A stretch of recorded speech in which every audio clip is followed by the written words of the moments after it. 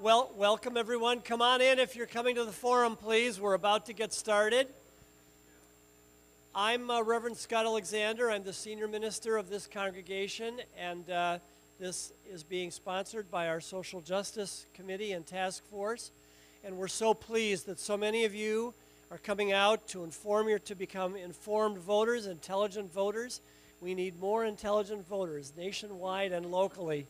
And our congregational president, Kate Wensing, is going to take it from here. Again, welcome each and every one of you. We are most glad you are here. Thank you. Hi.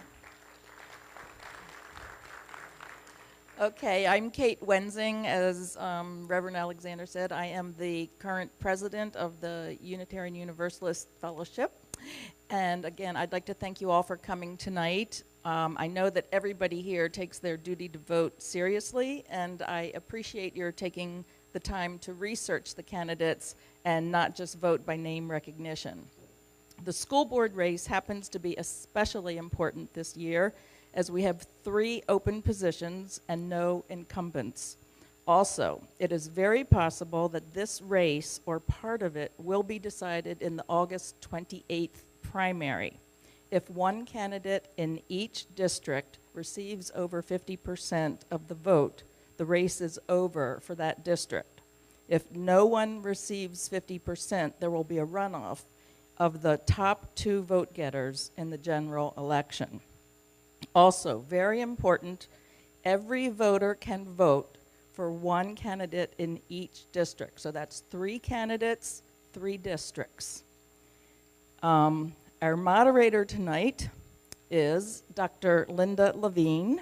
She is a teacher of English as a second language and linguistics. She has selected the questions to ask each candidate. Because of the number of candidates, not all candidates will answer every question. There will be time to meet with the candidates individually after the forum to ask any additional questions that you may have. So tonight we have from District 1, Eugene Wolf and Mara Schiff. I'm sorry, that's Dr. Mara Schiff. From District 2, we have Ruben Bermudez and Mershawn Green. 2 candidates from District 2 that are not here tonight are Devon Dupuis and Jacqueline Rosario. And our candidates from District 4 are Randy Heimler, Stacy Klim, and Terry Berenborg. Okay, so I think, who needs the microphone? Okay, District 4.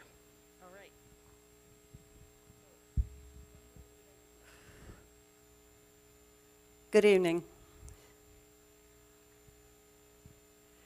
I'm going to start the first question with Mr. Eugene Wolf. As you know, Amendment 8 will be on the ballot in November. And this amendment bundles several different issues, such as school board term limits, mandatory civic education, and the loss of local control for some of our schools. And I'm wondering if you will tell us how you think that might affect our school district. We have, oh, sorry. That's right, sorry. Let's begin with each of the candidates introducing themselves for 3 minutes. Didn't forget that. Let's start with Mr. Eugene Wolf. Good evening, ladies and gentlemen. My name's Eugene Wolf. Our school district employs about 1,100 educators on the payroll, scores of principals and assistant principals, 4 assistant superintendents, and of course the superintendent himself, all educators. To have an effective school board with a broad point of view, we need broad members with different skill sets. I have a Bachelor of Science degree in agronomy, and I'm the procurement director of a very successful fresh produce company. We have revenues of $400 million a year. Believe it or not, our CEO does not report to a board of directors of produce experts. We have marketing experts, research scientists, retailers, economic experts on the board, so that our CEO can be guided by folks who can see the forest from the trees. My wife is an educator. She's taught science in our high school for the last 12 years. Her day starts before sunrise, and by 7:10, she's at her door greeting her students.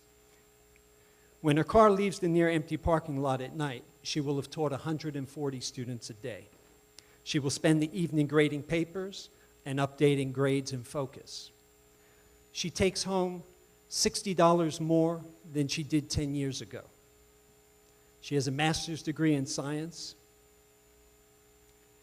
My 3 children attended K through 12 in the district, and they all went to the public schools here. They graduated, they went to fantastic colleges, Dartmouth, Yale, Penn, and my daughter's now at the Columbia University School of Medicine. This didn't happen by accident, and it represents an incredible amount of parental involvement in both their education and the district. Emerson said, "School and college is but a means to an education." My expertise as a managerial executive was hard-earned. I want to use those skills to help the board repair the essential building blocks that the district foundation is built on. We have the wrong people in the wrong positions, inept communication, low employee morale, inefficient processes and procedures, and the DISA problem is a major obstacle in retaining teachers. I was elected twice to the Sebastian City Council. I served 4 years, 8 months. I was elected to a tumultuous city council, and I was instrumental in bringing a degree of professionalism back to the council and helped to steer the city through the Great Recession. It was a great honor to be one of the 6 old grouches. I look forward to your questions this evening. Thank you. Dr. Mara Schiff, please tell us about yourself. Thank you. Good evening. And first off, thank you to the UUF and everybody who worked so hard to put this together in service of having an informed electorate in this county. I'm really grateful for that, so thank you. My name is Dr. Mara Schiff, and I'm not going to tell you all that much about me because you can read a lot of that. But I will tell you that I'm a lifetime educator. I've been an educator for over 25 years. I have a PhD in public administration, which is all about running large bureaucracies. I've taught higher ed for 25 years. I've been an educational consultant in school districts around the state and the country for 10 years.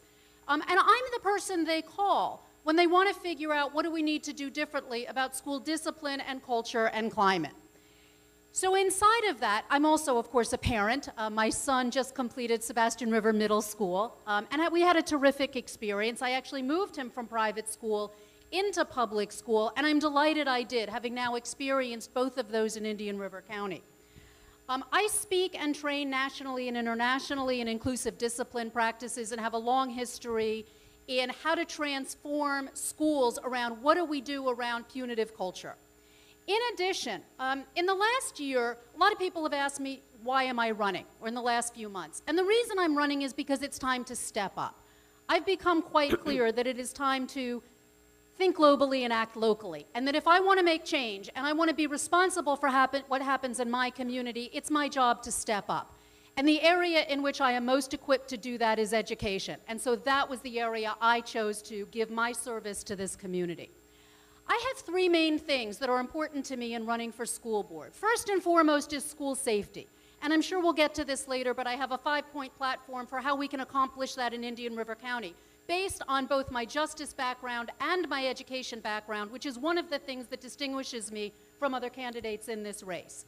Number 2, I am particularly interested in how we treat our teachers and our students. We are not doing a good job of teacher retention. We are not doing a good job of honoring and respecting our teachers in the way that communicates how important they are to this district and to this community's future. And I think we need to do a better job of that.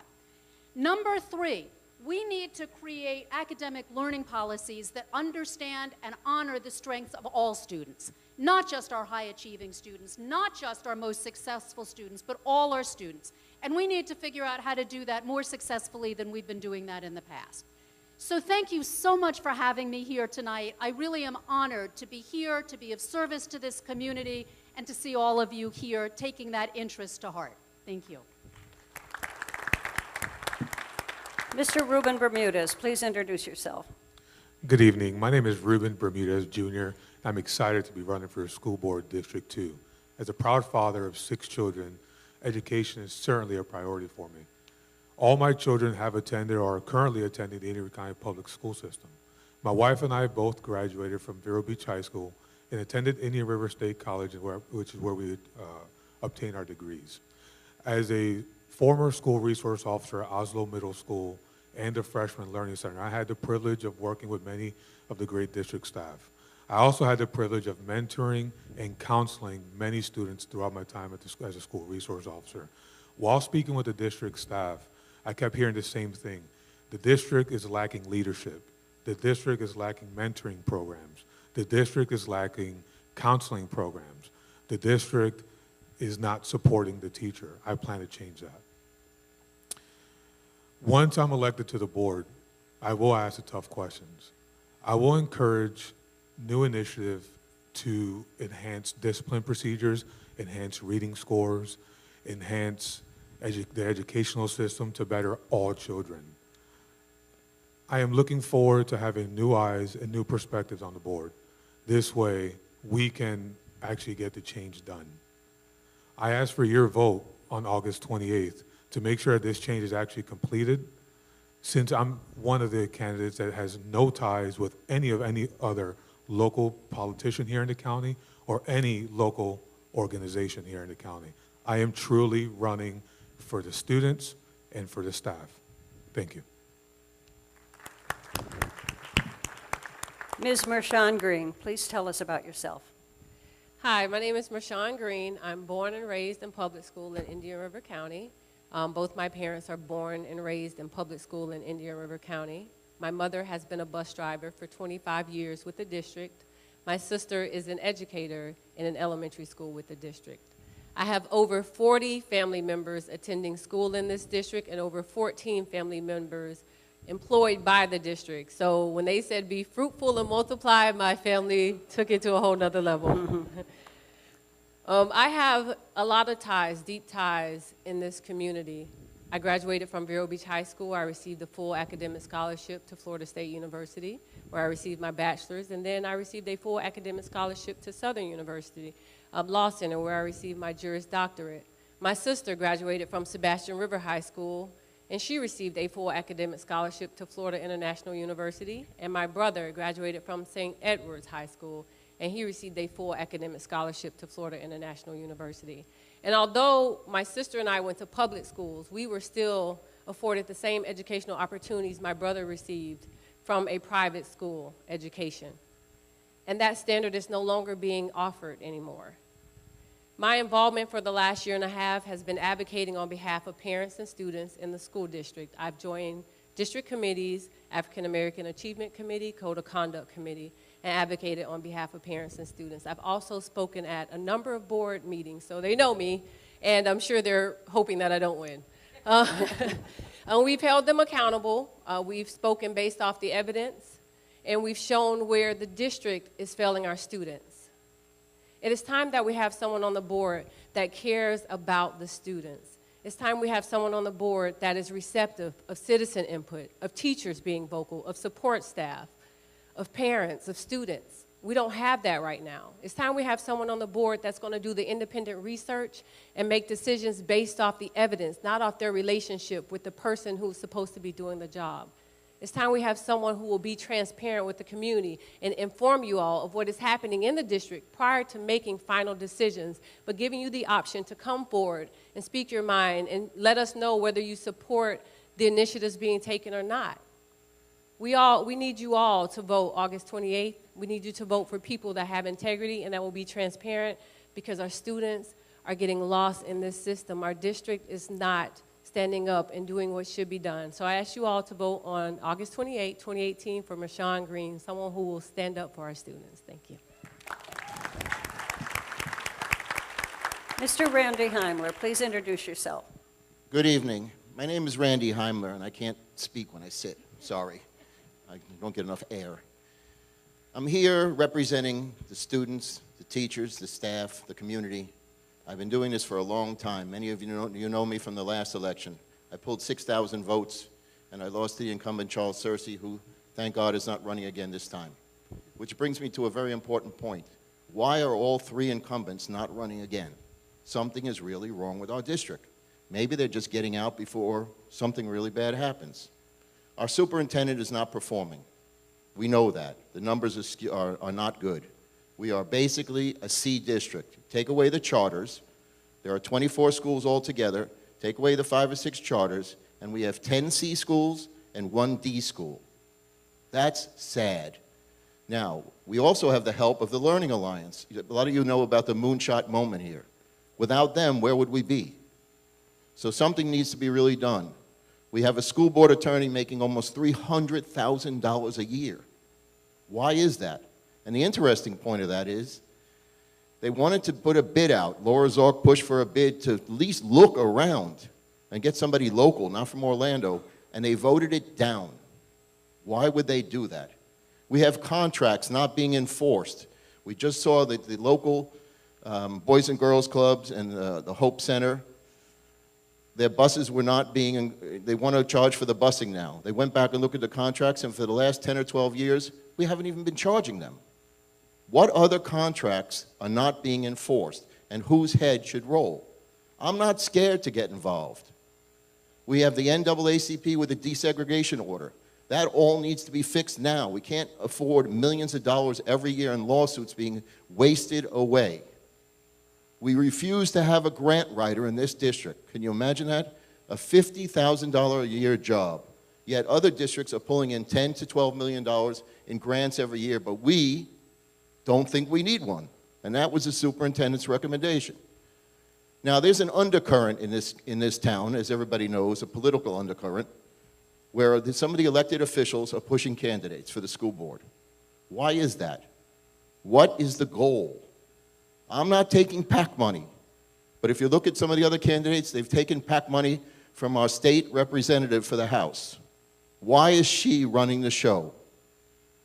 I am an independent candidate. It's very important. I have 30 seconds left, and I just want to tell you that I have a son in the room. He is the present and the future, Joshua Heimler. He is what I'm running for. All his friends, all the students in the county, and all of you. So on August 28th and even before, please start voting. In a week or two, the early ballots go out, the absentee ballots go out, and we have early voting. So if you want a big change in the school board, here I am, Randy Heimler for school board. Thank you. Ms. Stacy Clem, please introduce yourself. All right. Hi, I'm Stacy Clem, and my last name's kind of fun because it's milk backwards. I am a mom. I have 2 children. I have a teenager. Please say a prayer for me. And I have a little boy who has disabilities, Jackson. He's 10. I'm going to tell you a little bit more about myself, but then I'm going to follow what Kate suggested, is that we talk about the goals I want to complete while I'm on the school board. So I was a former teacher. I taught high school at a place called River City Leadership Academy, and I taught English and I taught social studies. And I had about 40 students at my school. When Jackson was born, I quickly became a stay-at-home mom, and I became an advocate for Jackson because he didn't have a voice. And becoming an advocate for Jackson turned me into an advocate for all people with disabilities, because that's how I figured we would make the most change for my son. And then I began advocating for our schools, and I began advocating for our teachers and our paraeducators. So I spent a lot of time doing that. And then I went off to the state legislature, and I started advocating there. I helped pass bills. I advocated with senators and House representatives. I helped write a bill, and I testified at a lot of Senate and House hearings. I have dedicated my life to being an advocate for people with disabilities, for our schools, for our students, and for our teachers. So there are a few things I want to accomplish in the next 4 years, and one of them is, the first thing I'm going to do is give our teachers union and our CWA union a seat at the table, because I am tired in this district of our teachers and our staff not having a voice. That's unacceptable to me. We need an aggressive recruitment plan. My son didn't have a teacher all last year, and I still don't know if he'll have one this year. We need to start aggressively recruiting teachers into our school district. We also need to keep the teachers that we have, because we're losing them. And one way to do that is to build the morale. They have a very low morale. We need to help our teachers out. We need to support our teachers as a community. We need to listen to their concerns, and we need to start working with them in our schools. Discipline. The superintendent will tell you our discipline is great, but every single teacher in this district will tell you it's not. It's time to fix that discipline problem. ESC, special ed. We need a parent liaison. We need someone to work with our parents and work with our teachers so that we could create a good special education system in this county. We need grants. We need a grant writer to work on professional development in STEM. And what we really need to do is start having town hall meetings, because I'm tired of the people in our community not having a voice. We need to hold those meetings once a month. Our county commissioners do it. So why isn't the school board doing it? Come and talk to us and tell us what your ideas are, what your concerns are, and how we can make it better. And last but not least, I'm going to spend 4 years doing the day-to-day business. My door is always going to be open. This will be my full-time job. And anytime you call me, I'm going to answer your call. So thank you for coming tonight. I appreciate the opportunity. And my name again, Stacy Clem. Milk backwards. And finally, Terry Barenberg, please introduce yourself. Sure, my name is Terry Barenborg, and I've lived here for 30 years. I've been an educator for 35 years. I've seen a lot of change in Vero Beach. When I was a teacher here, I taught at Dodgertown for 7 years, and then I became the assistant principal at Highlands. Now it's called Indian River Academy. Back then, we didn't have teacher shortage like we have now. Back then, it was actually very tough to get into this school. I had a substitute. I substituted at Thompson, and then I substituted at St. Ed's. I was offered actually positions at both schools, but I chose Dodgertown later on because I was able to bring my kids there. So all 3 of my kids went through Dodgertown with me, and then they went on to Gifford and to Vero Beach High School. So they've all returned back to the area, and they all are giving back to our community. What I'm concerned about the most is, as a person that's lived here so long and seen so much change, and now that we have open positions, teachers are hard to get. I have goals that I also want to see have done. My first one is, of course, to improve school safety. As a former principal, I was a principal for 5 years in a 99% free and reduced lunch school in Fort Pierce called Garden City.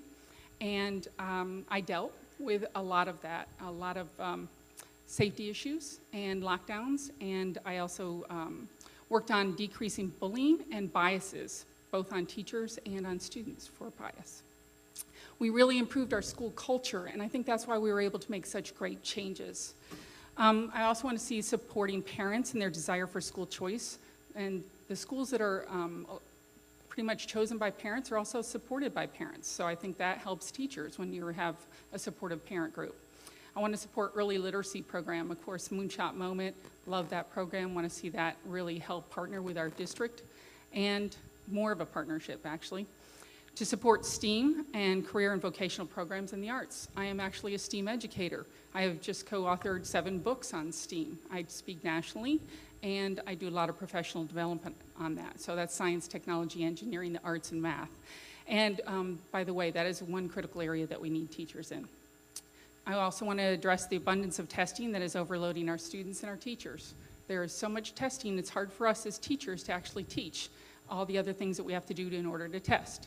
And then I like to improve the goals and the school board's expectations. The goals that we have right now, they're not SMART goals. They're not specific and measurable. And we need to really hold people accountable. The superintendent and the school board members need to be held accountable as well. I'd like to see a grant writer being brought into the district. I just helped write a $12.5 million grant that we got in St. Lucie, and this district didn't even apply for it.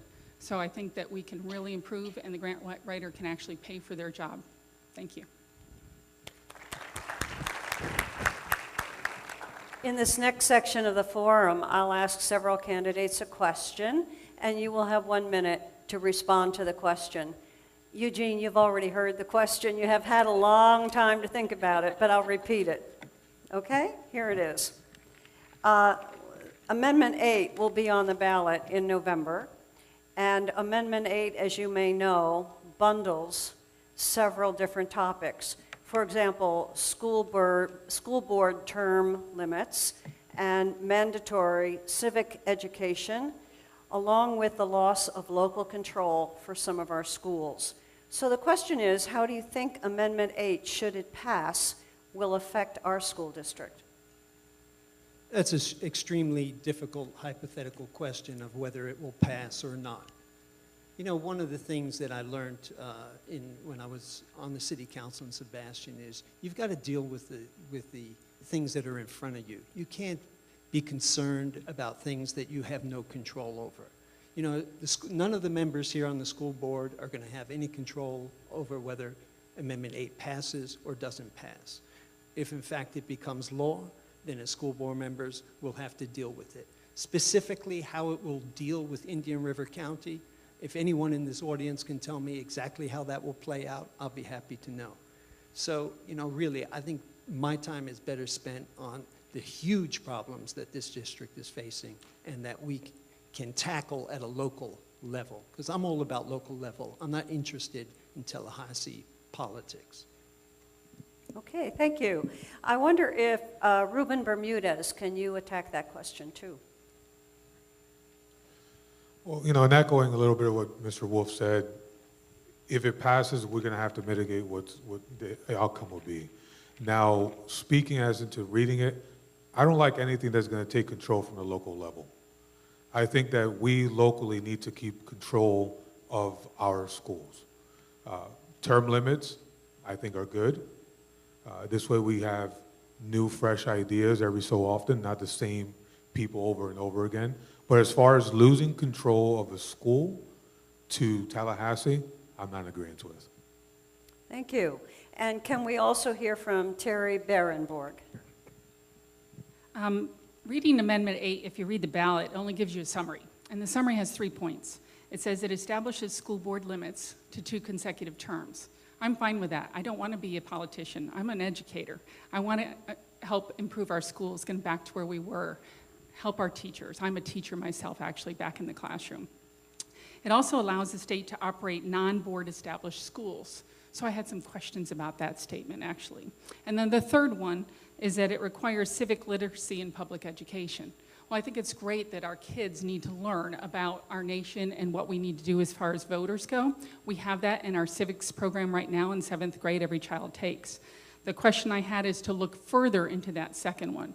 And that second one is really about charter schools and what would happen. And so Section B says, the school board shall operate, control, and supervise all free public schools established by the district school board within the school district and determine the rate of school district taxes. So basically, that needs further interpretation, I think, and further research, and I'm out of time. Thank you. Thank you. All right, I have a next question.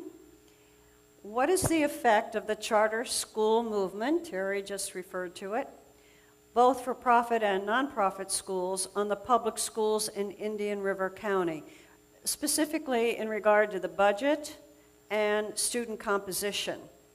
Mara Schiff, can you answer that question, please? I have to say I'm a little disappointed I didn't get the last question. I know. But yeah, I do have some thoughts about this. I think we have to pay very close attention to how resources are distributed around education in this state and in this county. The movement towards, I'm not against charter schools. I don't have a problem with charter schools. What I am challenged by is corporate for-profit organizations operating in the guise of institution. We've seen that movement happen with private prisonization in this country, and we're seeing it happen with education in this country.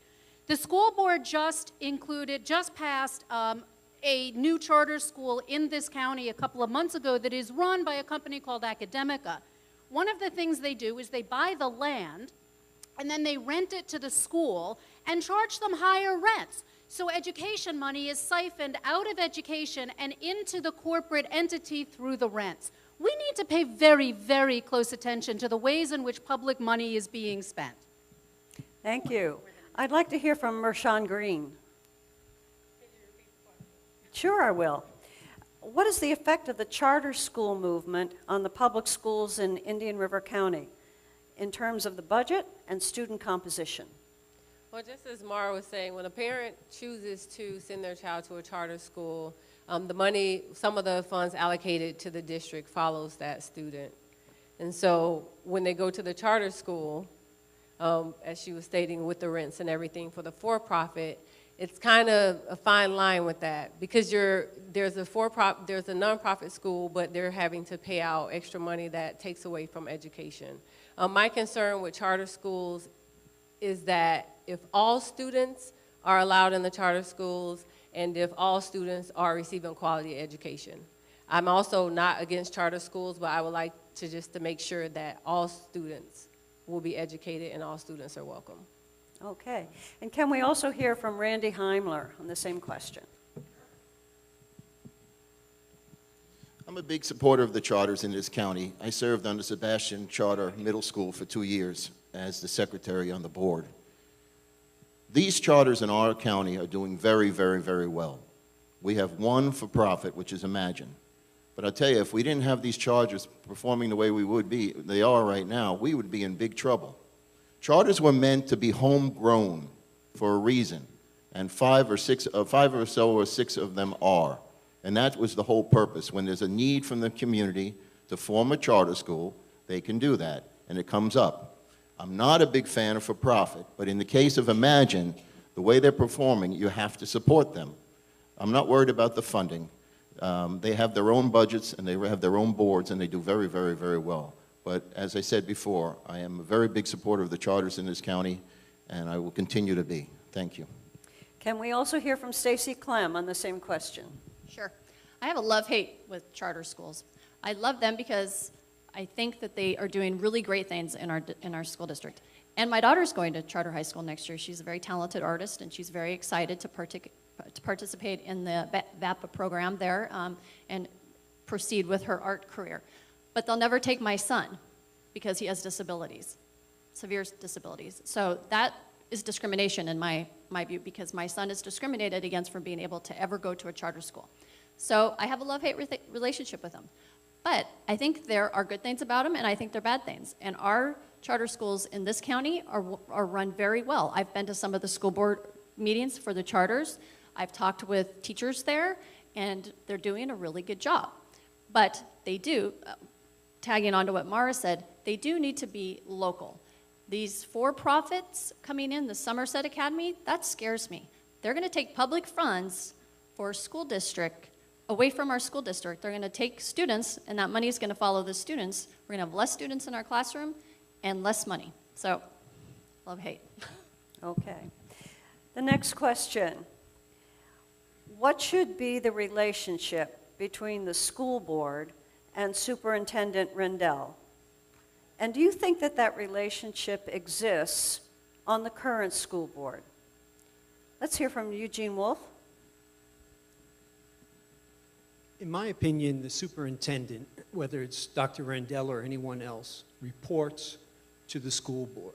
The school board has fiduciary responsibilities that the Florida Statutes Code 1001 lays out, specifically the responsibilities of the school board. So that's pretty much set. But what I've seen in the last 3 years is a school board that is way too cozy with the superintendent. And what's happening is, as a result, is we have no transparency in what is actually going on. They are trying to control the facts. If the media wants any information, they've got to pay money to get information from the school board. So, from the school district. We need a board that the superintendent reports to, and that the board approves the policies and gives direction, firm direction to the superintendent. Okay, thank you. Can we hear from Ruben Bermudez on that one? It's funny because I was just talking to someone in the audience about this, and simply put, Dr. Rendell works for the board. The board does not work for Dr. Rendell or any other superintendent. We must remember that. That contract is in between us and him, and we're his boss. We should be having the action items presented from the board members, not from Dr. Rendell. He should, obviously, he's in the conversations, but the school board needs to be ran by the board members, not by the superintendent. We need to be clear on that. He makes a lot of money, which is I'm also not in agreement with, to as much as he makes. He doesn't need a raise, as one of the board members said. Our teachers need raises. Our district staff needs raises, not administrators raised first, and then teachers and staff. We need to make sure we take care of our teachers and our district staff before we ever take care of any administrator. Thank you. May we hear from Stacy Klim? Yes. Here's how, oh, sorry. Can I go? Okay. I heard the bell. Here's how it's supposed to be. It's supposed to be you guys and us, the taxpayers, and then it's supposed to be the school board. And then it's supposed to be Dr. Rendell, the superintendent, and then it's supposed to be the school's staff. It's not like that now. It's a flipped system. So we have us, and then we have Dr. Rendell, and then we have the school board. And I think that's because we have a school board that is not engaged in their work. They only meet once a month. They all have other jobs that they're busy with, so they don't take the time to really learn about what's happening in our schools. They don't visit our schools, they don't talk to our teachers, so they rely on Dr. Rendell to tell them what's happening. And he's not always honest about what's happening. That system needs to flip back. He works for the school board, he works for us. And the fact that it's not like that, that needs to change, and I'm hoping with the new school board, no matter who goes in there, that that's what it's gonna be like. Thank you. May we also hear from Terry Barenborg? Absolutely. Well, I agree with the hierarchy, absolutely. Superintendent's job is day-to-day. He's to run the school district. The school board is to set policy and to check on that school, all the health of the schools, and the superintendent. We're to hold him accountable. We're also to do our research and our homework to make sure that when we come to meetings, we're prepped and ready to go, not just by him. And we also make sure that whatever he's putting forth on his part of the agenda, that we have already done our homework ahead of time so that we can verify that those are facts. I have concerns when I see a strategic plan that's put up and data that's put up there, and I want to make sure that that data is accurate. I'm all about looking and digging deep into research and data, and I want to make sure that if we're pushing our teachers to have to be data-driven, that we're making sure that the data that we see is accurate. Thank you. Thank you. The next question. The school board and the NAACP have been engaged in a court battle for decades regarding the desegregation of our public schools. What is your opinion of the current state of desegregation in our schools? May we hear from Randy Heimler? This situation is a horrible situation. Nobody's winning but the lawyers, and it's been going on way too long. I worked in a double F failing school in the Overtown section of Miami. It was about to be taken over by the state, and after a few years we turned it from a double F to a C. And guess who the teachers were? They were not the same kind of teachers that we have here in Indian River County. The majority were black and Hispanic. So as far as not being able to comply and get up to speed with this order, it's ridiculous. There are quality teachers out there that need to be brought into Indian River County, put in our schools, meet the goals, and let's get on with this. I will sit down with the NAACP and work this out myself if I have to.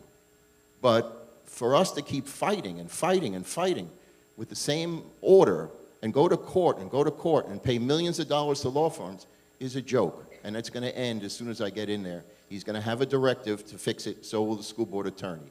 Thank you. Thank you. Let's also hear from Mershawn Green. I think it's embarrassing. For the last year, our district has spent $1 million litigating, trying to litigate away their duty to create specific comply with specific plans for creating racially balanced schools taught by diverse staff to establish an equitable education system for minority students. When I researched the desegregation order, that's the definition that I read.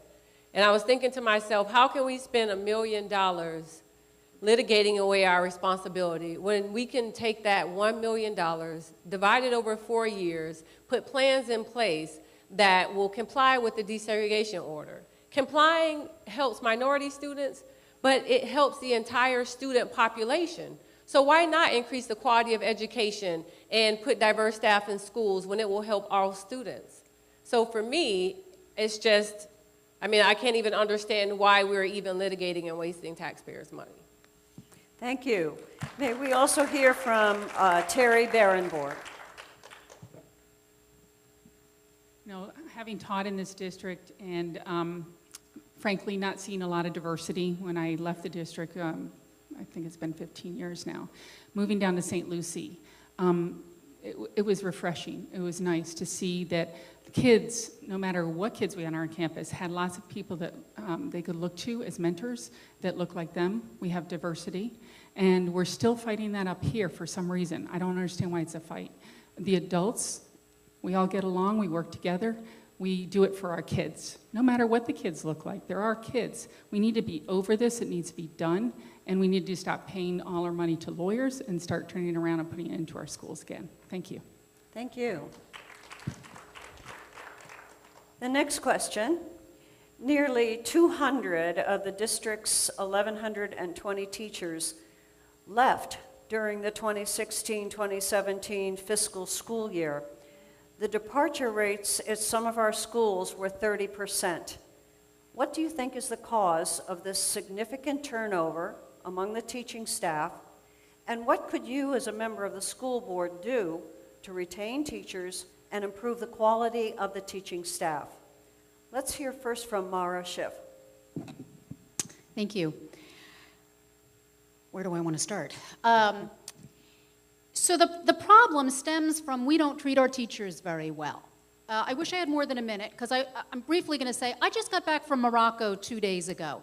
You know how teachers are revered there? When I told anybody I was a teacher, my status went to here. We don't do that in this country, in this state, and in this district. We need to pay more. We need better resources for our teachers. We need incentives to attract the best teachers to our district. We need to create ways that make people want to teach and stay here. And we need to do that financially. We need to do that by commuting that teachers are valued. We need to create, as Stacy said, places at the table where our teachers are represented, are heard, and we value their input. That has not happened in this district, and it's a shame, because those are our most important resources. Our students spend more time with their teachers than anyone else except their parents. It is our future, and our teachers are our most important resource. Thank you. May we also hear from Ruben Bermudez. We have a major lack of leadership in our district. It is evident on how many teachers are leaving. I mean, we just had an assistant superintendent that left, another administrator left. It's unheard of as many people are leaving just recently. We need to make sure that we properly support our teachers. We need to make sure that we start making our schools, not a stepping stone, but a career goal for people. The only way to do that is properly give them their proper wages, their benefits. We need to look into all this and see how we can help. The school board needs to become more active in seeing how we can help the teachers and not fight the unions. Thank you. And may we also hear from Stacy Klim. I think it comes down to three things: pay, leadership, and discipline. We're not paying our teachers enough. They're not getting the support that they need in the classroom. We have principals that tell our teachers, if this kid misbehaves, just deal with it in your classroom. But we don't give them the supports to deal with it. So our teachers are overwhelmed, they're underpaid, and they're not supported by the leadership in our district. Who would stay in a job like that? Not me. I would have left a long time ago. Somehow we have these amazing teachers that are still here. But we need to fix these problems. They need a raise. We need to start listening to what they're saying about our classrooms. We need to figure out this discipline issue, and we need to get strong about it, and we need to have better leadership. We need to really look at who is the leaders in these schools and what they are doing that isn't effective, that is making our teachers leave. Thank you. The next question is going to be for all of the candidates. Test scores indicate that only 52 or 53% of all of the students in our county were proficient in reading and math at the end of the 2017 school year. Between 11 and 13 of our schools are rated C or D. Black students perform at 30% or below in math and language arts. Why are our students performing below average? Let's start with Eugene Wolf. Okay, impossible to answer in 1 minute. Look, we don't need to reinvent the wheel. I've been here 23 years. We had fantastic school district. We had incredible teacher retention. we had academic rigor. In the last 8 years, particularly since the Great Recession, this district has fallen apart, and particularly in the last 3 years. We don't have the fundamentals of trust, we don't have respect, we don't have communication, the discipline is out of hand. These are fundamental blocks that we need to reverse. We don't need to invent the wheel. We don't need special new initiatives. We were there. We've just fallen off the ladder, and we need to get back on it. Until those are in place, our students will not achieve at the standard that they should be achieving, no matter what new initiative is instituted. We have got to get back to the basics and repair them. Thank you. Mara Schiff. I agree. Hard to answer in 1 minute. Number one, we're not paying attention. We're not paying close enough attention to the constraints that we're putting on our teachers and our students, particularly with so much standardized testing and teaching to the test. We're limiting the ability of our teachers to use their strongest skills and to pull the best resources out of our students. Number two, as Linda mentioned, the disparity in our schools between white and kids of color, particularly black kids, not only reflects what's happening around the nation, but is particularly disparate in this county. We need better attention to why and how this is happening. We need better attention to cultural competence, to implicit bias, to the reasons why our kids of color, in particular our black kids, are failing out of our schools. It's unacceptable. What else do I want to say? The emphasis that we put on testing, I agree that we need to have some way to measure the gains of our students. But when we look at things like our 7th and 8th grade students, our 7th and 8th grade black students are the lowest in the state for passing the EOC Algebra 1 test, that's simply unacceptable and we need to do better. Oh, I have so much more to say. Thank you. Let's hear from Ruben Bermudez. We have great teachers in our district. I think the major problem is that we have tied, not we, Tallahassee has tied teachers' salaries to the test score. And unfortunately, teachers are teaching to the test. Doesn't give any time for depth of subject. We need to let our teachers teach. Our teachers went to school not to teach to a test, but to teach a subject. And once the teachers are able to do that, I think you'll see all the grades and everything improve. Thank you. Marshawn Green. I had the opportunity to speak with two sisters at the Sebastian Parade, and one of them goes to Pelican Island, the other one goes to Sebastian River Middle School. And the one at Sebastian River Middle School talked to me for an hour about testing.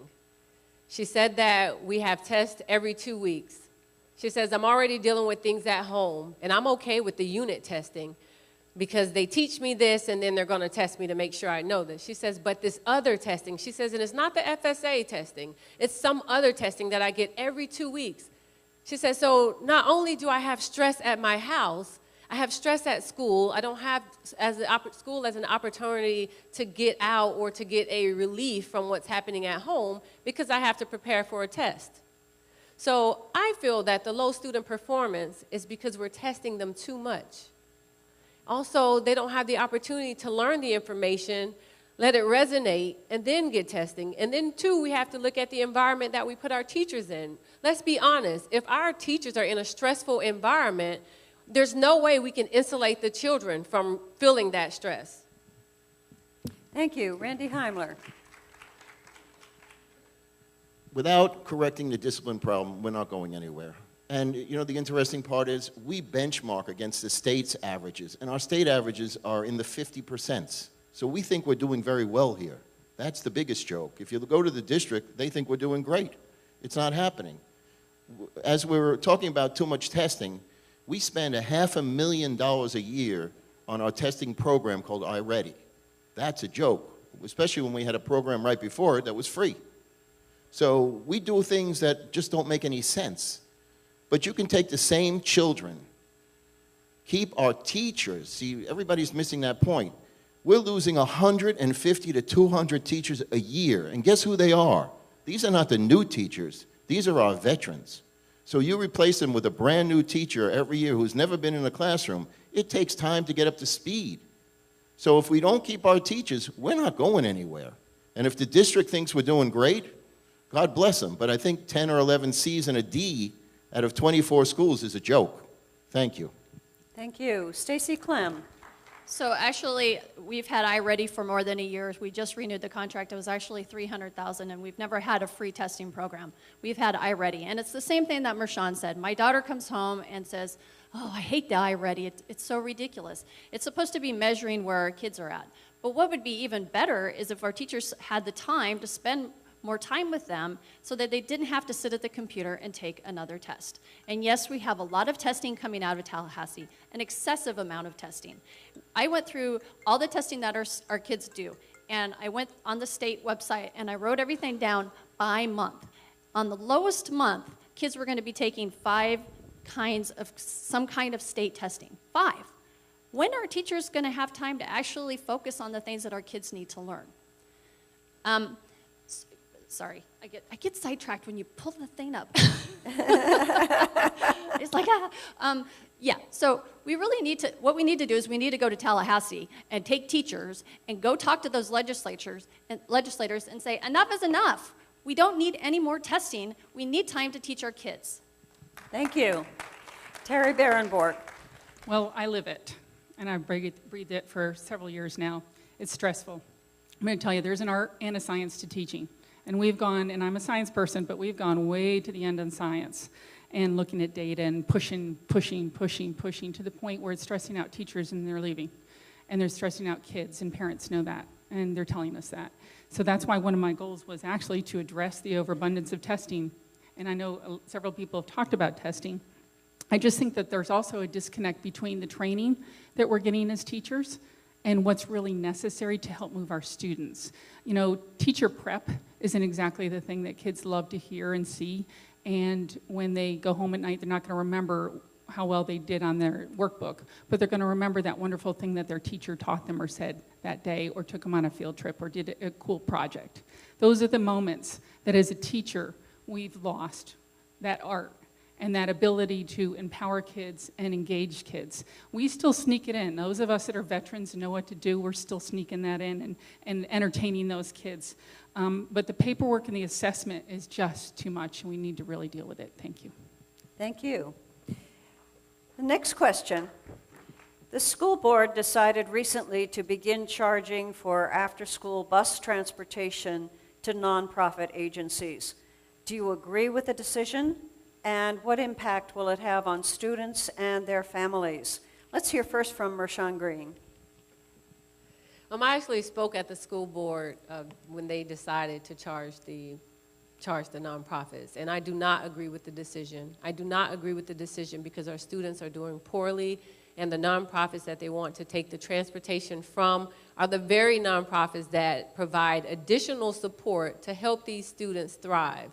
So here you have nonprofits that are assisting you with doing a job that you're failing at, and you have decided to take the funding away from them. Also, we have a $287 million budget. The funding is $80,000. You are outsourcing $29 million for jobs. Why not create those jobs, employ local people? Now your services for the cost for services in that area will decrease. You'll have a few $1 million. $80,000 would be nothing. Also, we are spending $1 million to litigate the desegregation order. Why not cut litigation? Say next year we're not going to litigate. Now you have 10 times the $80,000 to put somewhere else. Thank you. Let's hear from Randy Heimler.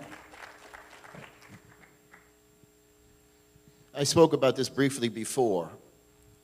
What really affected me with this was when I found out there were contracts for the last 12 years that someone at the district, or some people at the district over the last 12 years, just decided, hey, we're not going to charge these nonprofits. Now, I'm not one to, I don't want to charge these nonprofits. But what's the purpose in having contracts if they're not being enforced? And what other contracts are there that we're just not collecting? So $80,000 times 12 is $1 million. That million could have gone to the teachers and the staff. Instead of giving the CWA workers 28 cents an hour when you said you didn't have any money, that's a joke. Okay, so this year, let's do this. Let's not give 2% as a raise to the administrators. And guess who gets the benefit from that as well? The superintendent gets the same raises as administrators every year. And if you add 2% to $170,000, he gets about $3,500. The teachers get $900. Is that fair? No, I don't think so. Thank you. Thank you. And let's hear also from Eugene Wolf. The nonprofits, the issue the nonprofits had was, it wasn't that the fact that they were being charged, it was the fact that the amount being charged was not transparent. When they asked to sit down with the transportation administrator on how this calculation was made, the answer they got was take it or leave it. It's just not acceptable. The fact that they can't even calculate an accurate charge. So it wasn't an issue that they didn't want to pay. It was an issue that they felt they were being overcharged. It appears when you go through the calculations that they're overcharged. And once again, this all goes back to my point, my platform, that we have inept management. We don't have transparency. We've got to fix these things before we can even move forward. Thank you. Thank you. The next question revolves around racial and ethnic disparity, which exists in many of our Indian River schools. This disparity often leads to disproportionate punishments among the school population. How can the school board act to correct this situation? May we hear from Mara Schiff? I've spent a lot of time studying this issue, and if you Google me or look me up, you'll see that a lot of the work I've done is specifically on school-to-prison pipeline issues and racial disparity in schools. A lot of that stems from that in our county and elsewhere, we discipline kids of color at 2 to 3 and sometimes 4 times the rate of white kids. The reason we do that is not intentional. We don't do it because teachers are intentionally trying to penalize kids of color more than white kids. We do it because we are often unaware of the impacts of our actions. We do it because we're not trained in how to deal effectively with different cultures, with different backgrounds, with different ways of communicating. And we need to address that through, as I mentioned earlier, cultural competence, implicit bias. We need to pay much closer attention to our values in this county and what we value. Our academic performance of particularly our black children is unacceptable. We are at the lowest of all Florida districts on passing the EOC Algebra 1 for middle schoolers. The lowest. So we need to do better in this area, and I would love to talk more with you about that later, if I have time. Thank you. Let's also hear from Ruben Bermudez. We need strong community support. You know, we don't know what these kids are going through when they come into school, and unfortunately, some of them act out. We need to make sure that we have counselors in place. Instead of having kids getting in trouble, that they could go having someone to talk to. When I was a school resource officer at Oslo Middle School and the Freshman Learning Center, many times I had students rush out of a classroom and run into my office and just sit down and vent. We need to remember that students, kids, are humans. They're experiencing emotions. They have problems going on that we might not know. We need to make sure we have proper counseling and mentors in place to help these kids and not have them get suspended or taken out of the classroom. We need to make sure we do everything we can to keep them in the classroom so they have all the same education as everybody else. Thank you. And let's hear also from Terry Berenborg. Sure. First of all, the campus has a culture. And if that culture is a good culture and it's a loving culture and teachers are happy and kids are happy, you see it when you step on that campus. I walked into a campus that was a former F school when I was a principal, and the culture was really, really sad. The kids were frustrated, the teachers were frustrated. There was a bias on parts of adults, and they didn't even realize sometimes that there was that bias. And, you know, I've been guilty of that bias too, thinking back from when I was first a teacher and looking at the way I spoke to kids or talked to different kids more than I talked to the other kids. I was fortunate enough to fly out to Phoenix, Arizona and go through the Master Institute of Kids at Hope. It was life-changing, life-changing. If you've never seen the program or heard about it, I think they're doing a little bit of it at Dodgertown now and VBE. It was life-changing for me and my campus because it really helped us build a culture where we were together and helping build our kids. And I was a minority at my school, and my kids felt like I loved them, and they felt like their teachers loved them, and that's what we need to build here. Thank you. Next question. Recently, approximately 400 students lost credit and industry certification for their work in a computer class due to improper administration of a test. As a school board member, what should be your role in assuring that this never happens again? Let's hear from Eugene Wolf. Yes, it's an unfortunate incident, and you know, it couldn't be resolved at the local level. I believe it had to go to some arbitration and mediation, and from what some of the information was sealed, but from one of the people that were charged with this, it comes out that this was standard operating procedure. This is what they were told to do, was unplug the computers and during the test time.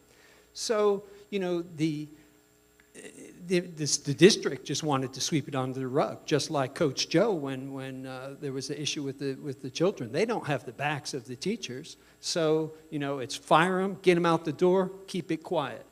So we've got to get back to the culture, the administration, who's in charge, are they qualified?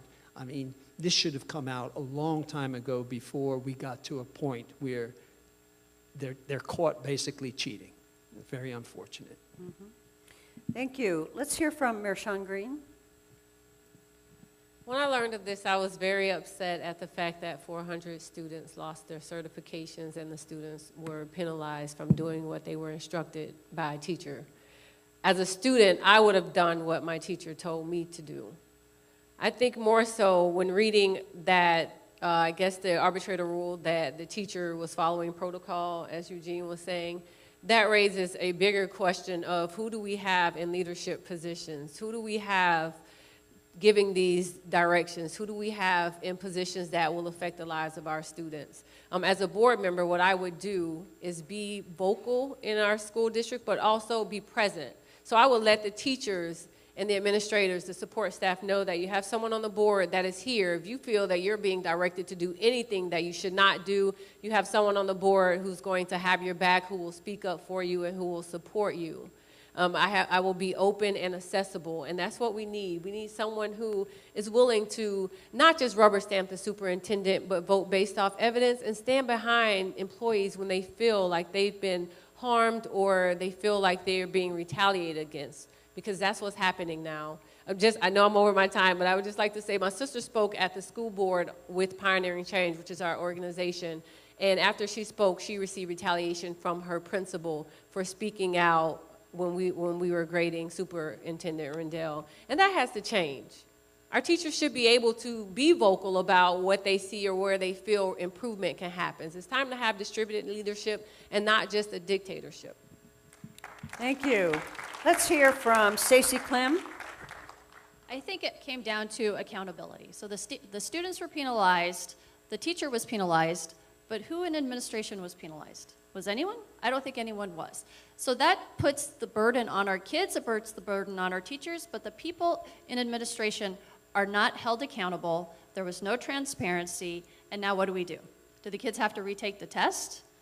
The teacher had to go through that whole process to try to get his job back, get reimbursed for what had happened to him. I mean, it just goes to the culture of our district, the leadership. Mershawn's right, there's retaliation all over. Instead of penalizing that teacher, the principal or whoever told him to unplug those computers should have been the one who was in trouble. And it just goes to show that our teachers are always taking the fall, that our teachers are always taking the blame, and who does it ultimately affect? Our kids. Thank you. Can we also hear from Randy Heimler? On this subject, it seems to be what the consensus is saying. They jump at the teachers right away. It's the teacher's fault, it's the teacher's fault, and the superintendent and the school board, with Coach Joe and this situation, acted completely wrong, and they both got reversed. We do not have the teachers back, which is very unfortunate. The teachers are sitting out there by themselves. Thank God we have a strong association that fights for them in both the teachers union and the CWA workers, and it seems to work. But instead of just jumping on these poor teachers who are up against the gun every single day, how about some support for a change? And I blame the school board just as much as I blame the superintendent for listening to the superintendent each time. It's time the school board has a backbone and gets out there and does the right thing. Thank you. All right, for the next question, I'm going to ask everyone this question, and this time we'll start with Terry Berenberg on this end. what are the two most important things that the district needs to focus on right now, and how would you address them? Number one, communication. And I'm hearing the retaliation. I'm hearing it when I'm talking to teachers, when I'm talking to parents. Communication is not happening. It's not flowing. And by what I mean by that is between administrators and teachers, especially during discipline situations. I've had a couple of incidents told to me about what happens there. And I know as a former principal how I would handle it, and always came back to the teacher with the child to apologize and whatever. And I'm hearing that's not happening. About testing, communication and testing, because especially how unit tests are created and graded. And parents are not even seeing the scores, and yet it's affecting the students' grades. One parent told me that her child got all C's, D's, I think, on his unit tests all year, and wound up out with the 4 on the FSA. So maybe they're not correlated. I think that needs to happen. There's too many unnecessary robocalls. I'm hearing that as well, that we're getting lots of calls about weekly principal challenges, yet no robocalls on important matters like testing. And new district code policy. That communication wasn't given. It was just voted on recently, and I really feel like that needs to be tabled, and parents need to have input for at least a year. Thank you. Thank you. The two things, right? The two things we need to work on? Is that what you said? The two most important The two things. most important things to me are, well, they pretty much just focus on our teachers. We need to recruit teachers. When children don't have a teacher all year long because they can't find a teacher, that's unacceptable. It's hurting our students. We're losing our teachers, so the first thing that we need to do is come up with a really, really aggressive recruitment plan. And I have one on my website, votestacyclem.com. I have a whole page on the things that we can do to get more teachers to come to our areas. The second thing we need to do is we need to build our teachers up, because we have teachers and we don't need to lose them. So we need to retain the teachers that we have. So here's some of my ideas. Community benefits. Veterans, police officers, firefighters, they get discounts at restaurants and stores, right? Why don't our teachers? They're public employees. They're public service employees. They should be getting discounts too. What about affordable housing? It's expensive here. They need to have affordable housing. We need to look at our housing, work with realtors, work with banks to figure out how we can have housing that we can keep our teachers living here. Hold on, I got one more. We need to go into our schools. The school board members need to go into our schools and build relationships with our teachers, because they don't have relationships. And without those relationships, we have no clue what's happening in those schools. Thank you.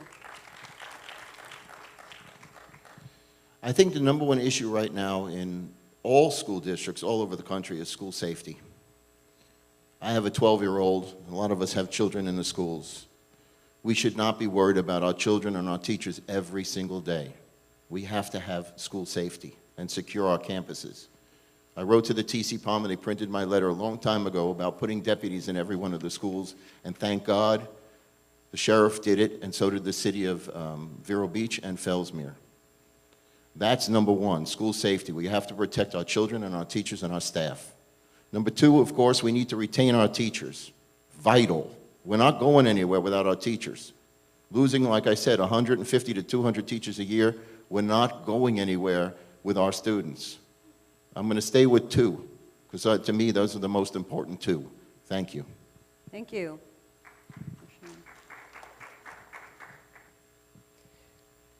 So I feel like there's more than two that's important.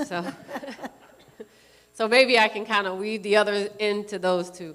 So I said that the first two things that I would focus on is the unnecessary spending of taxpayers' money. With the unnecessary spending of taxpayers' money, focusing on that, we make room to pay the teachers. We talk about paying our teachers, making them feel valued. And when we discuss teacher pay, they always state that we don't have the money for it. When we discuss other programs, they always state that we don't have the money for it. With our $287 million, as I stated earlier, $29 million was used to outsource different services. And then we have a part-time attorney that we pay $22,000 a month for. We can hire a full-time attorney and only pay half of that. So with that other $11,000 that we have a month, that can go to paying our teachers. It also can go to other programs that will assist our students with achievement. The second thing is the climate in the district. I would focus on the climate. The climate has to change. We need an environment where our students will feel comfortable, but also our teachers. Thank you. You know, when I worked in the schools, I built a lot of relationships with many teachers, many staff that are still today. All of them have told me that we have a broken communication system between the teachers, the staff, the school board, and the parents.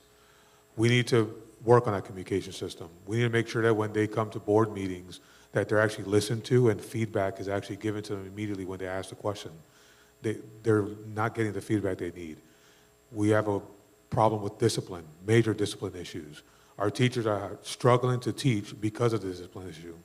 We need to make sure that we're supporting our teachers so they can actually teach. If the teacher's saying a kid has a problem, we need to address that problem and not just look the other way.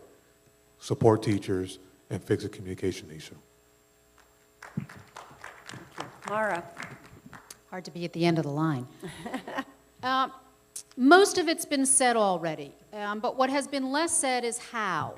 So school safety is a big platform for me because we forget about it until the next major incident. And there are ways we need to address it. We need to address it through discipline. We need to address it through accountability. And by accountability, I don't necessarily mean punishment. Accountability is taking responsibility for your actions. So how do we create discipline systems based on accountability and responsiveness that repair harm, rather than simply keep kids out of seats where they need to be learning? We need to understand trauma that's occurring in both our students and often our teachers and in our schools and is embedded in the culture in our schools. I can say more about that, but I have only 30 seconds.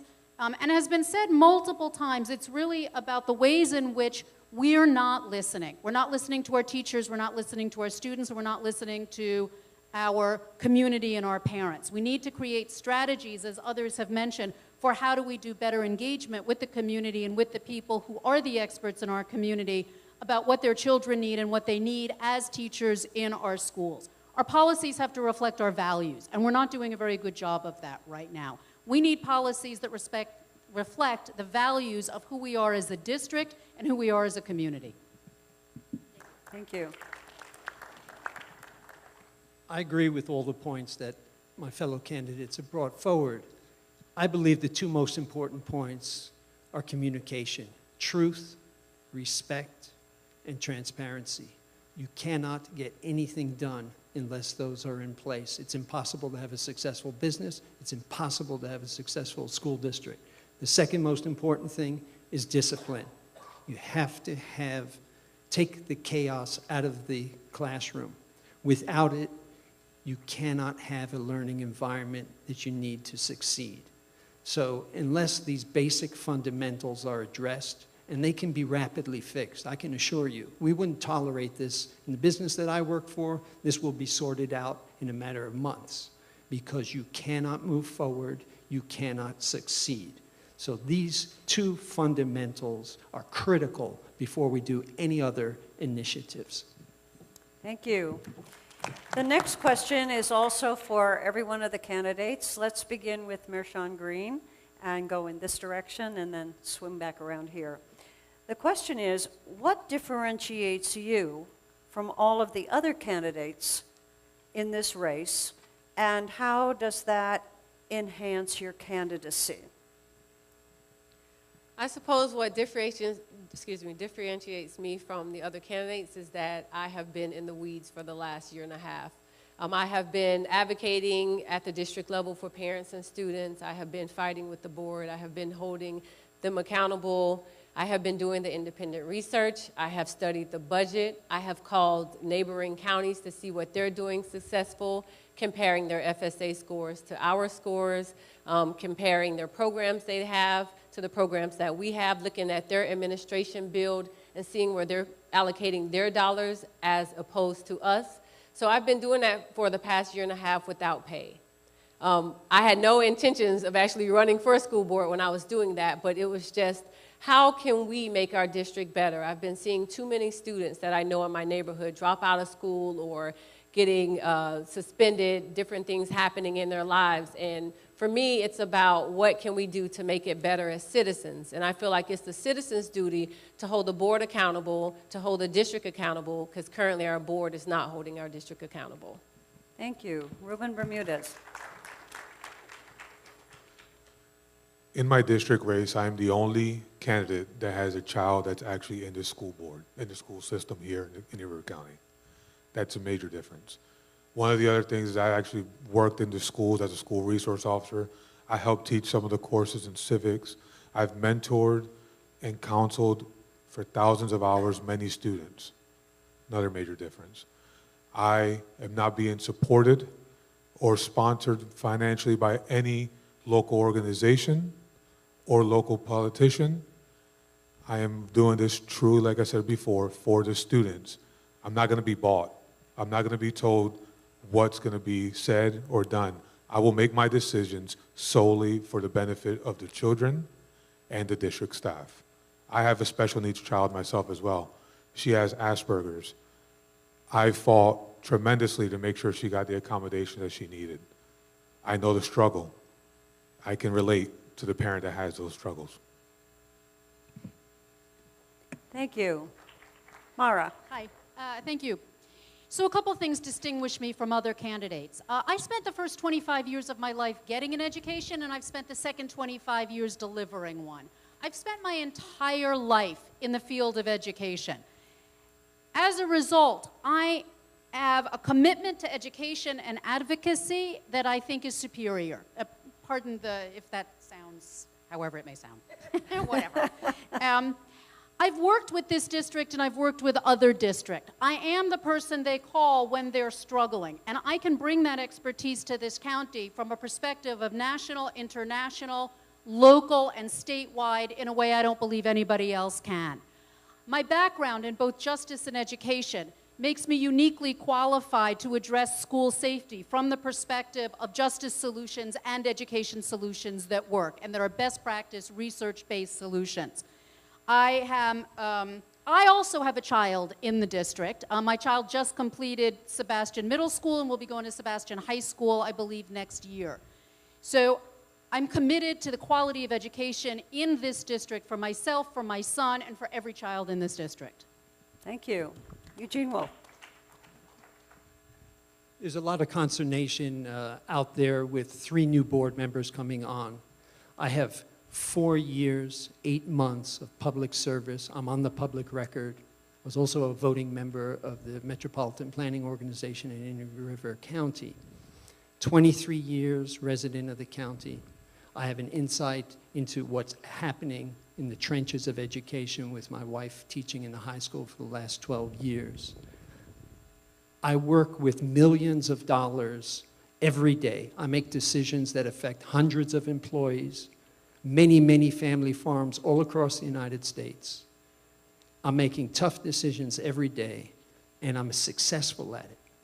I'm really good at what I do, and I'm at the same executive level as the superintendent. So I don't have a problem giving him orders, not so much orders, but giving him direction, and I don't feel intimidated by his responsibilities.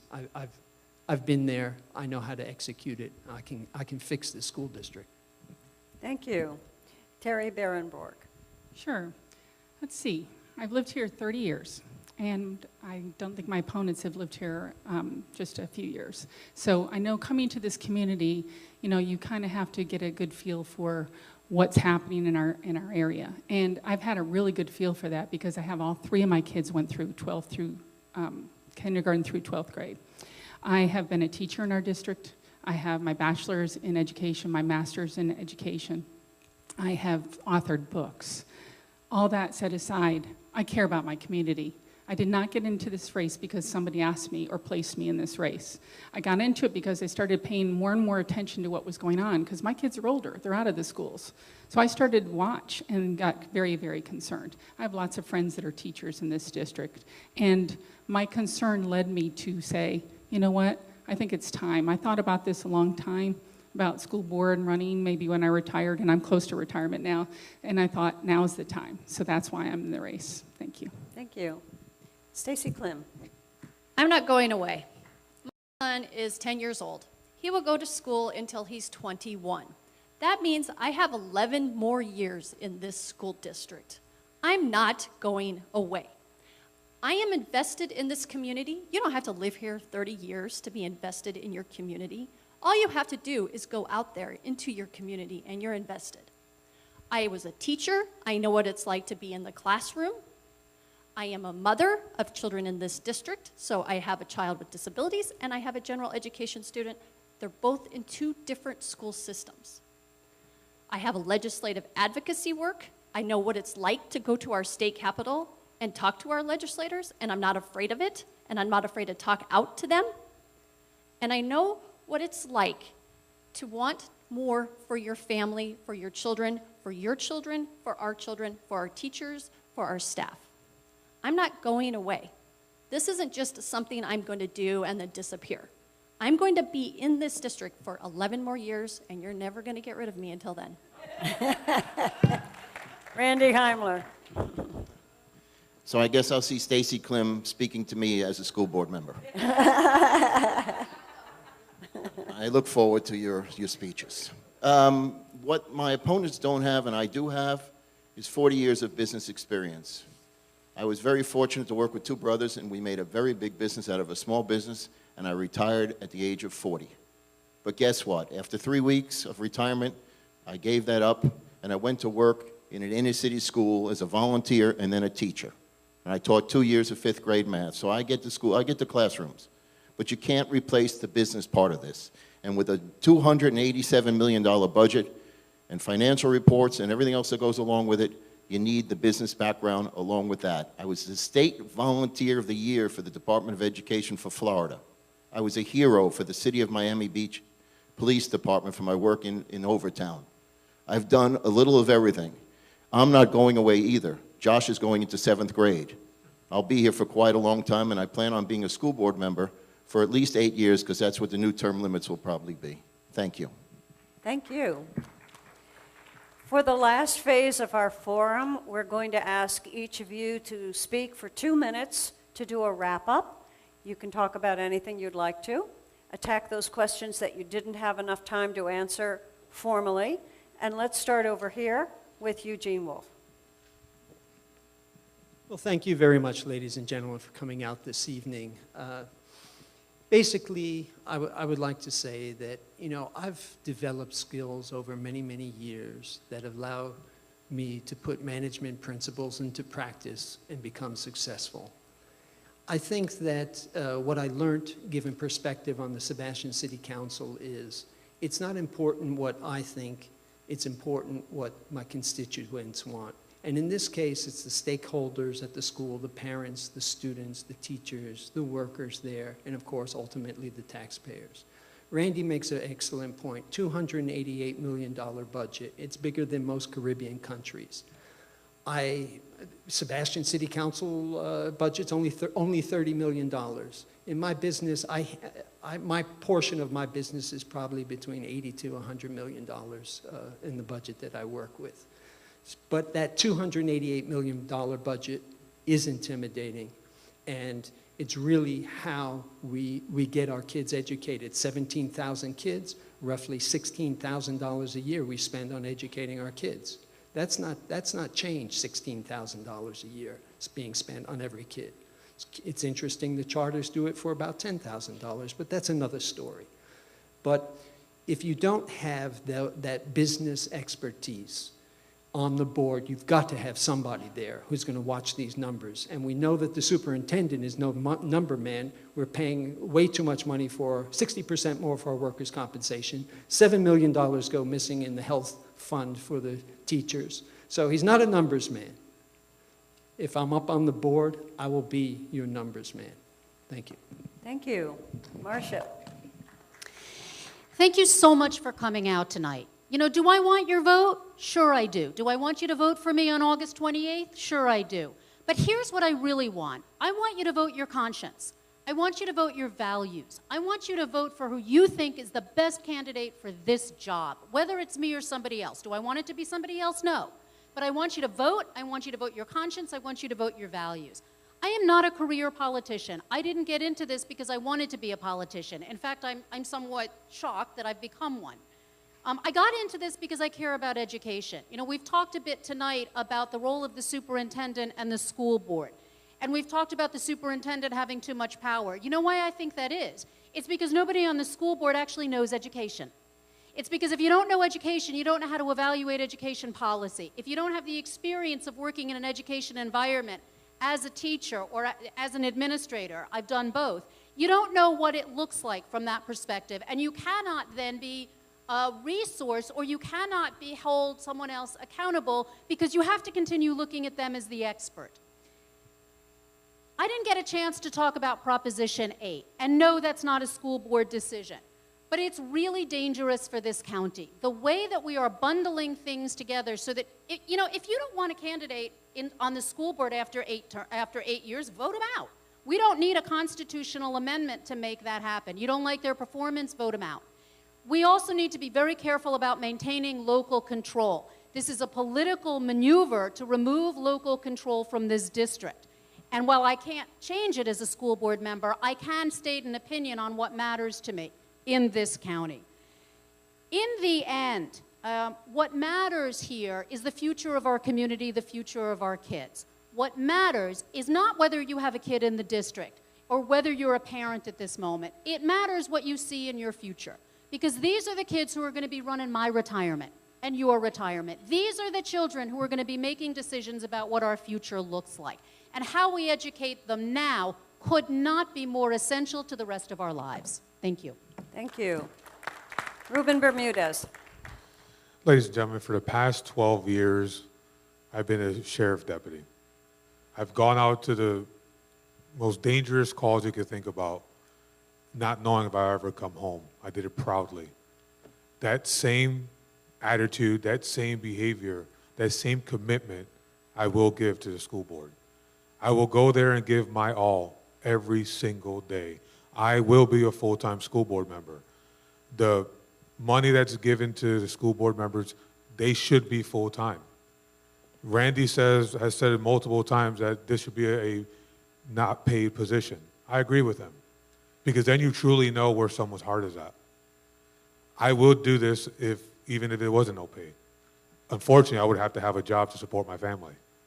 But I will be a full-time school board member. My wife is will be a registered nurse by this point. I will always, be available for everyone. You can call me, email me, come to the office if I make it to the school board. God willing, I will. I will always be available for you. Any question, please, I'm available. Thank you. Sean Green. I have been doing this for free because this is my home. This is my community. I have been acting as a school board member, doing the research that they have not been doing, checking the facts and the evidence that they have not been checking. Not because I am getting paid, but because this is my home. This is my community. I'm born and raised here. I care about the students. The future of our students rests on you all. It rests on this election. Currently, our district boasts 85% graduation rate. Less than 50% of those students can read. So what are they to do after they graduate? Who will employ them? Will they go into a life of crime? Will they stay the rest of their lives living in poverty?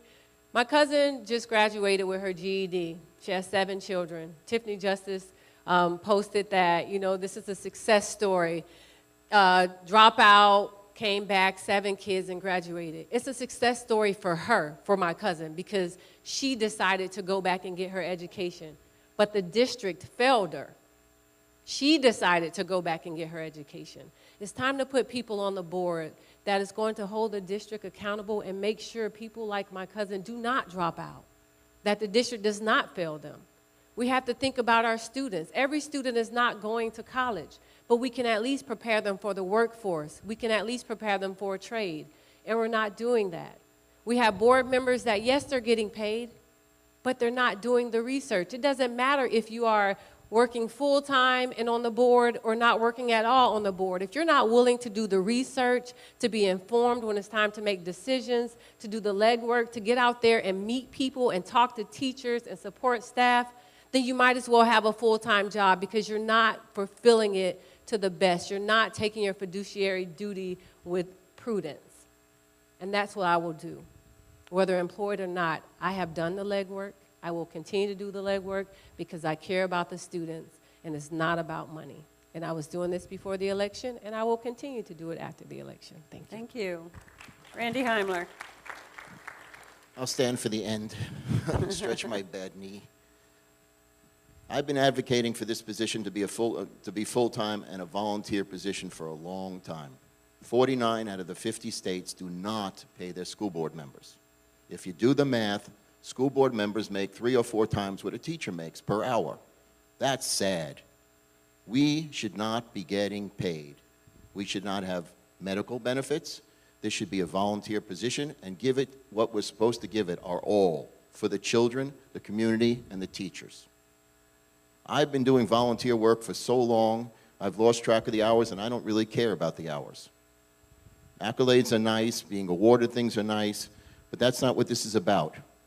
People have asked me all along, the most popular question along the trail has been, what do you think about the superintendent, and what are you going to do about it?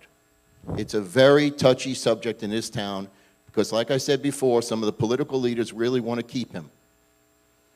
They've asked me, what are you going to do? And I tell them the same thing. I'm not going to shake the tree. I'm going to cut the tree down. It's time for a whole new tree. He has not performed. He's had his time. I'm going to give him a chance to change because that's what he deserves. But if it doesn't change quickly, when I'm elected, we'll make the change. Charles Searcy just said at one of the board meetings recently, one of the workshops, he deserves a raise because times are tough. Times are tough. He makes $170,000 a year. He deserves bigger than a 2% raise. That's the mindset of what's been going on with this board and what needs to change. He doesn't need a raise. Our teachers need a raise, and so do our CWA workers. I'm here for them. I'm here for the children. Yes, I have Josh, thank God. He's a very big inspiration. And on that note, I say thank you. Please vote for me. If you want change in this district, here's your chance. I'm here. Thank you. Thank you. Stacy Clem. Thank you. Thank you for having me tonight. When I was coming here tonight, I wondered how many people were going to show up and who was going to be in the audience. And now I can see. And what I know is that you're here because it's important to you. And you know what? It's important to me too. Because this is about my kids. And this is about your kids. And this is about our kids. And it's about our teachers. And it's about our staff. I dedicated my career to being a teacher. And then when my son was born, I dedicated my life to be an advocate. Not just an advocate for him, but for all children, teachers, and staff. I've been doing this for 8 years, being an advocate. Just like Marshawn, I haven't made a dime. I guess maybe we should have Mara buy us dinner tonight, since we're poor. And I haven't done it for special interest. I've done it because it's the right thing to do. If I have the time, I'm going to do the right thing. And the right thing is to fight for our students, and to fight for our teachers, and to fight for our schools and the staff. The issues that I have with my kids are the same issues that people in our community are having. I've been going to every school board meeting and talking about my son. And when I get home, I have emails and I get calls from parents who said, thank you for going up there and talking about your issue because I'm having the same trouble. So I know that the issues I have are the same issues that our parents are having in this district. So if you're a teacher and you want a seat at the table and you want someone to listen to you and you want support in your classroom, then you should vote for me. If you're a staff member and you want a seat at the table and you want someone to listen and you're tired of being treated like, worthless, then vote for me. If you're a parent who's struggling in this school district and having trouble, just like I am, then vote for me. If you're a community member and you have an idea or concern and you want someone who's going to listen to you and create partnerships with you, then vote for me. And if you want a school board member who's going to return your calls, listen to you, care about your students, want to know what you think we could do to make our district better, and you want someone who's going to work hard and serve you, then all you have to do is vote for Stacy Clem. Thank you, Stacy. Terry Berenborg. Thank you. You've heard I'm a teacher. You've heard I'm a parent. You've heard I lived here 30 years. I want you to know that there is a business side to me, too. I have served on 3 boards, 1 national board. I've run a school for 5 years with a $2 million budget. I understand categoricals. I understand budgeting because I was responsible for doing that. I was fiscally responsible, and I was always under budget for 5 years, I'm proud to say. I was really concerned about where we spent our money, and that's what's concerning me about this race. I think we need to focus on retention of teachers just as much as we focus on recruitment. I'm hearing over and over again about the morale issues. I think we need to listen to our teachers' needs and keep their input in decision-making. We need to look where we're spending our money. I always see, that really bothers me when I see stuff that's not used or we're spending money and then it's thrown away and we're not going to use that information. That really bothers me. So we need to really look at that where we're going to be able to put our money to best use. We need to listen to teachers what they need to teach with. They need supplies, they need books, and they need access to technology, not just let the technology be used for testing. And we need comparable salaries so we can recruit people that can actually have a decent living and afford to be able to teach and do the passion that they have. And we need to readdress the amount of assessment. We haven't really gotten to talk about vocational programs, but that's something that I think is really, really important. And some of the vocational programs that we're offering, I don't think we have enough of it for our kids, and find out what engages them and get excited for them to be able to choose a path that they may not have thought about before. I will get that change done. I will act professionally to do it. I know how to work professionally with people that may not agree with me and be able to move forward as a team and be able to make change happen. If you want someone that you know has learned education and is in education and will promote that ideal of professionalism and work towards what we need to have for our schools, then please vote for me. I'm Terry Barenborg. And by the way, tomorrow night, if you want to come out to Humiston Park, I'm going to be having my telescope out there to show you the planets. Thank you. Thank you. People came up to me this past week and gave me many more questions that they would like to ask you. So if you have a few minutes at the end of the evening, please, out in the lobby or even here, let them approach you and ask their questions personally. Thank you. That's exactly what I was just going to say. But I just want to say we have a fabulous group of candidates here, and I think any of them would be better than what we have. So thank you all for being here tonight. And please, everybody in the audience, encourage your friends to vote, to find out about these wonderful candidates. You can watch the video of tonight's forum on UUFVB, that's Unitarian Universalist Vero Beach, UUF Fellowship, UUFVB.org. So please tell your friends, go and look at the debate, because these are the best 7 candidates. The other 2 that didn't show up, I'm not going to talk about them. Okay, come and talk to the candidate of your choice out in the forum. Thank you all for coming.